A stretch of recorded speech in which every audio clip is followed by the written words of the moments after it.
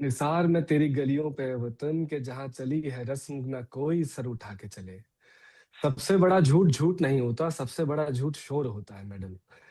इन्होंने अभी मेरे बारे में जिक्र किया तो आपको बता देता हूं कि यही सन्निधिमान 13 अक्टूबर 2016 में नरेंद्र मोदी जी और उनके सहयोगियों का पुतला रावण बनाकर जलाकर, और यही नारे जो वहां लगाए गए हैं लगाकर आपके स्टूडियो में आपके साथ बैठा था। होम मिनिस्ट्री की जांच भी हुई थी और फिर मामला खत्म हुआ क्योंकि शोर मचता है। असल बात यह है अंजना जी, मैं आपसे पूछना चाहता हूँ और हिंदुस्तान के हर हिंदुस्तानी बोलने वाले से पूछना चाहता हूँ कि क्या आप मुर्दाबाद शब्द के भी खिलाफ है क्या? क्योंकि अगर आप गूगल ट्रांसलेशन करेंगी, डिक्शनरी में देखेंगी, मुर्दाबाद का मतलब होता है डेथ टू और डाउन डाउन। तो अगर कोई बोल रहा है, और मैंने भी जो बोला था, मैं चाहता हूं मेरे यशस्वी प्रधानमंत्री, नॉन बायोलॉजिकल प्रधानमंत्री 1000 साल जिए, मुझे मेरे प्रधानमंत्री से कभी कोई पर्सनल दिक्कत नहीं है, मैं तो कभी मिला भी नहीं हूं, मैं क्यों उनसे दिक्कत करूंगा?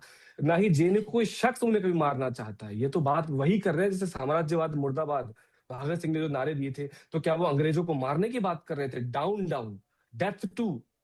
आप समझते हैं इसका मतलब क्या? आज आप बात कर रहे हैं कि कब्र खुदेगी, कल को आप कहेंगे कि मुर्दाबादी मत बोलो। अरे भाई, एक तो मतलब वोट हमारी चोरी हो चुकी है, देश की संस्थाओं का सर्वनाश हुआ पड़ा है। और रही बात, अगर तुम अब नारे भी नहीं देने दोगे, क्या हुँ। सिर्फ नारे भर से तुम्हें लगता है और मेरे देश का कोई भी सभ्य समझदार व्यक्ति मेरे देश के प्रधानमंत्री होम मिनिस्टर को मारने की बात नहीं करेगा? इस देश ने दो प्रधानमंत्री अपने खोए हैं जिनकी हत्याएं हुई हैं। तो हमें कोई प्रेम नहीं है देश के प्रधानमंत्रियों को हटाने की, उनके मतलब मृत्यु करवाने की। लेकिन असल बात ये उठती है कि मैं पंजाब से इस वक्त आपसे मुखातिब हूँ। महाराजा रंजीत सिंह के राज को माना जाता था कि वो एक आंख से ही देख सकते थे, और एक आंख से देखने का मतलब न्याय बराबर होता, ना हिंदू ना मुस्लिम, कोई भेद नहीं। एक हुँ। तरफ सुप्रीम कोर्ट की जो भी टिप्पणियां हैं मैं उस पर टिप्पणी नहीं करूंगा, मैं न्यायिक विश्लेषक नहीं हूं, लेकिन मैं इतना जानता हूं कि वही होम मिनिस्टर के अंदर दिल्ली पुलिस ने कपिल मिश्रा के ऊपर एक भी एफआईआर नहीं होने दी, और ये 5 साल से सड़ रहे हैं। इसी शर्जील ठीक है। इमाम के खिलाफ सनी धीमान जाता है कंप्लेंट करने, सबसे पहला शख्स हिंदुस्तान का गारंटी लेकर बोलता हूं, मैं कंप्लेंट करने गया था कि इतना जहरीला स्टेटमेंट हिंदुस्तान में नहीं अलाउ होगा, लेकिन मेरी कंप्लेंट को एफआईआर नहीं बनने दिया, क्योंकि कोई भाजपा ही पहले जाएगा, वो एफआईआर करेगा ताकि राष्ट्रवाद का नंगा नाच हो सके। और आज मैं शर्जील इमाम से माफी मांगना चाहता हूं, आज मांगना चाहता हूं।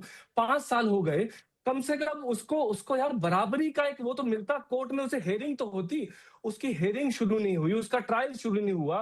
पूरे देश में इन सभी को आतंकवादियों के तौर पर देखा जाता है, और हुँ। कपिल मिश्रा जो डीसीपी के साथ खड़े होकर बोलता है कि ट्रंप को एक बार जाने दो, उसके जी। बाद हम देख लेंगे।